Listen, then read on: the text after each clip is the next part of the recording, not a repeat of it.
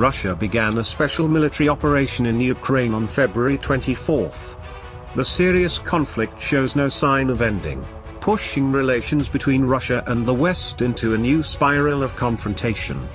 The conflict and retaliatory sanctions between Russia and the West have impacted global security and politics, pushing gas prices up to a 14-year high, and causing many countries to face food shortages and rising costs of goods, from March until the last month of the year.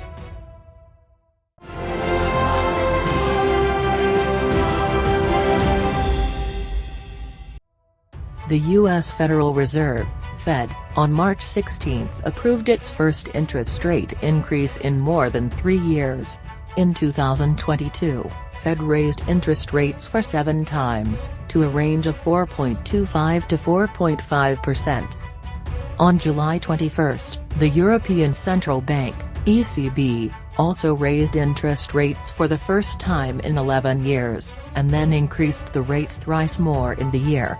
The adjustments by Fed, the ECB and many other central banks aim to control inflation and keep financial markets stable, but put some economies at risk of recession.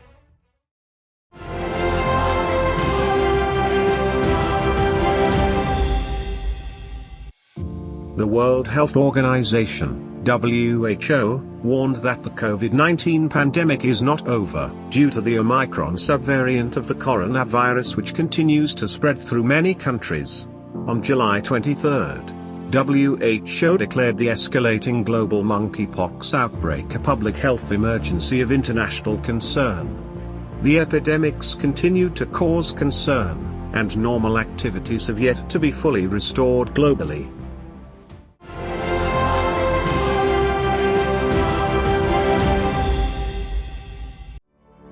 The Communist Party of China successfully held its 20th National Congress, in Beijing from October 16 to 22. Xi Jinping was re-elected as party general secretary for the third consecutive term.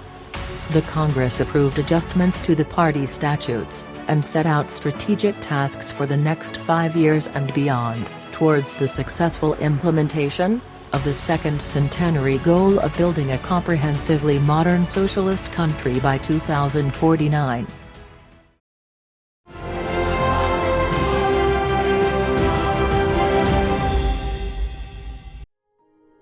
UK Prime Minister Boris Johnson resigned on July 7.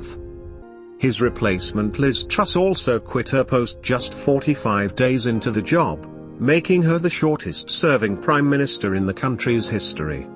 42-year-old Rishi Sunak, who took office on October 25, is the youngest British Prime Minister in more than 200 years. Queen Elizabeth II passed away at the age of 96, after her 70-year reign. Prince Charles becomes King Charles III.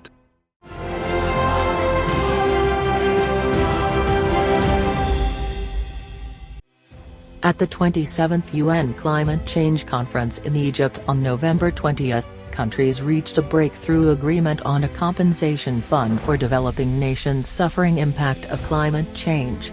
The event was of great significance, in the context of climate change causing more severe consequences on humans and the environment.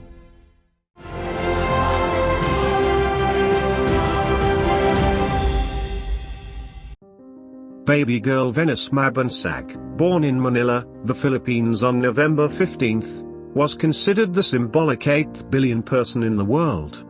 The hallmark created a development impulse, while posing challenges to the world regarding the environment, the ecosystem, natural resources, food security and water resources security.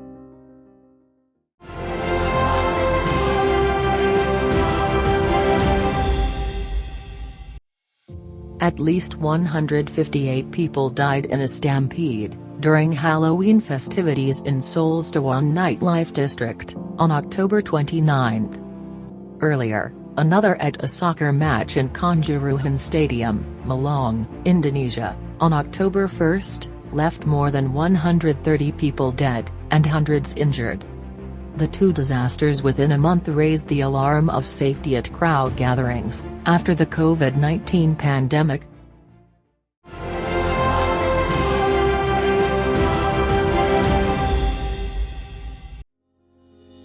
The double asteroid redirection test successfully changed the orbit of the asteroid Dimorphos, after the NASA spacecraft intentionally slammed into the space rock, on September 26, according to the agency. This marks humanity's first success in purposely changing the motion of a celestial object, and the first full-scale demonstration of asteroid deflection technology.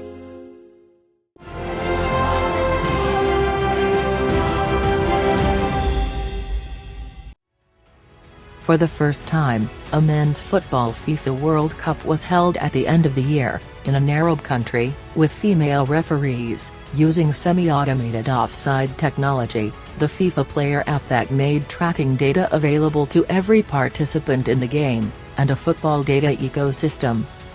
Argentina captain Lionel Messi won the Golden Ball, becoming the first player in the history of the tournament to have won the award twice. Morocco made history as the first African team to reach a World Cup semi-final.